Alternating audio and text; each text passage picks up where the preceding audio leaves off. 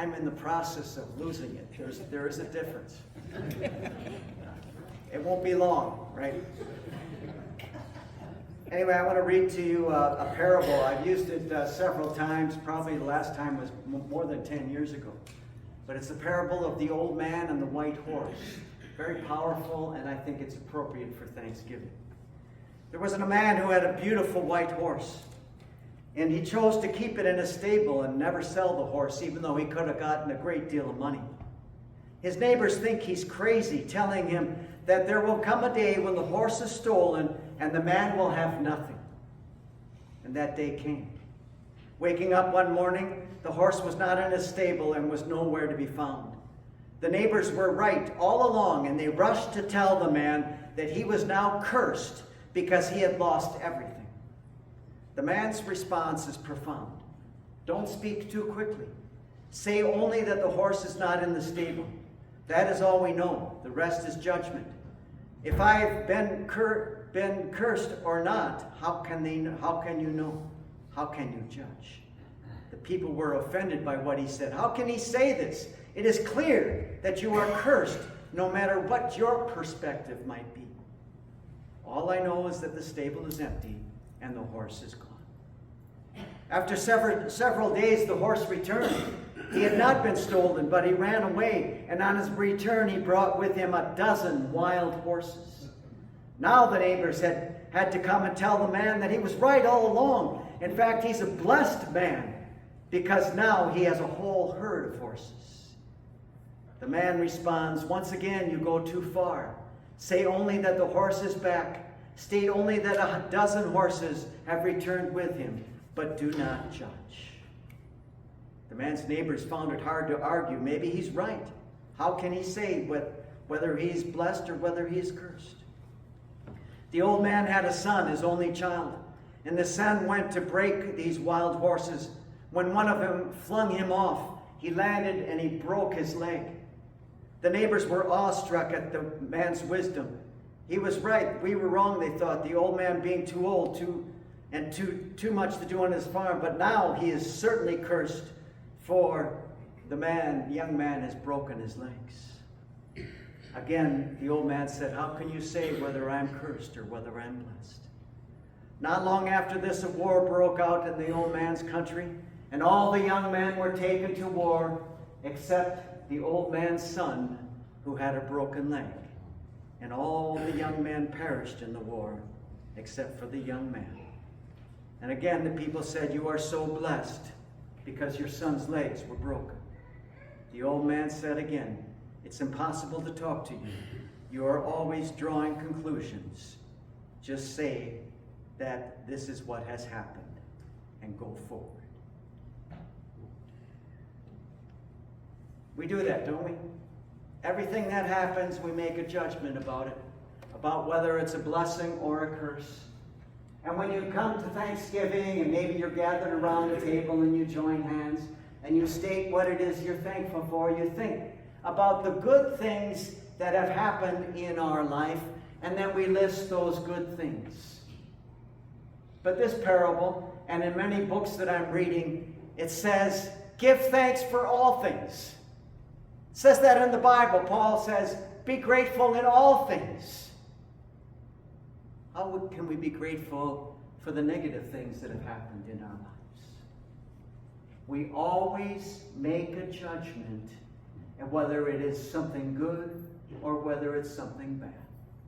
And those people who go through life with a chip on their shoulder, they're always angry and upset and frustrated, and they're very quick to tell you their frustrating stories about their life.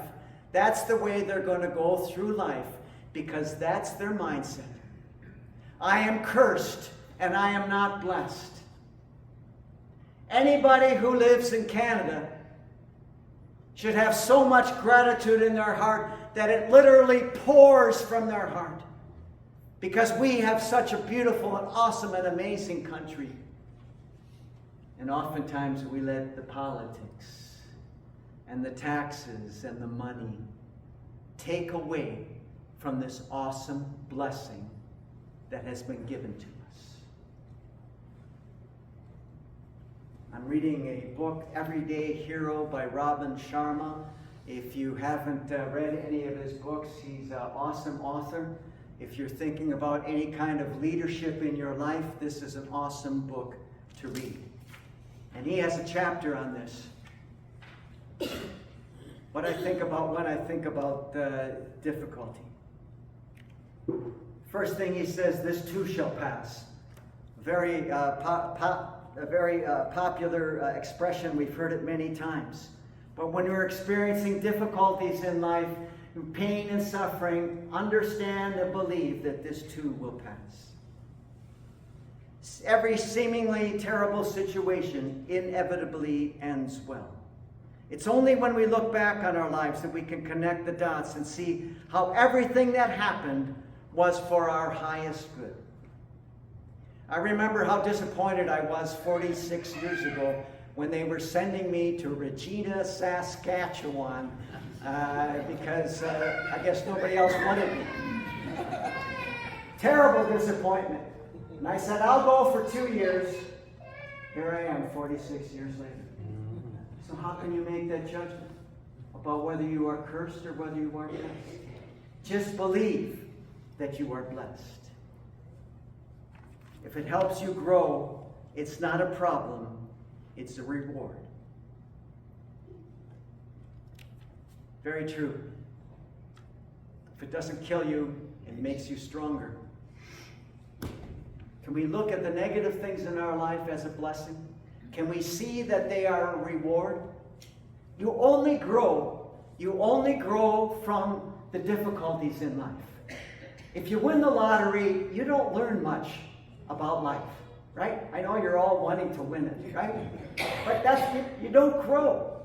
You grow from the suffering and the pain, the challenges and the difficulties that God has maybe placed in your path. And as we look back in our life, we can see the truth to that, can't we? We can see the truth to the pain and suffering, the challenges, the sickness. And God was with us all through those times, giving us a strong faith and making our faith stronger. When we look back in our lives and see all of how God has made these difficulties and the challenges in our life a blessing, now God expects us to live in faith.